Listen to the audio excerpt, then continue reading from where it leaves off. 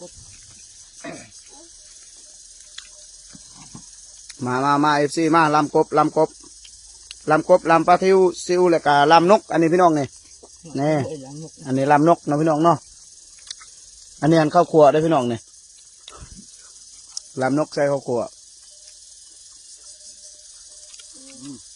มาเด้อที่หมดคุยก้นมันนี่ติดผ่านบางเส้นแซ่บพี่น้องเลยกับบรรยากาศมันนี่ธรรมชาติแห้งเด้อกินอยู่เทียงนาเทียงให้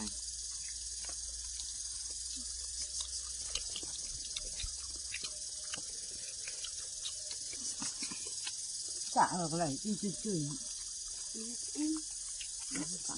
จอด้วยเสร็จจะรู้ในเย็น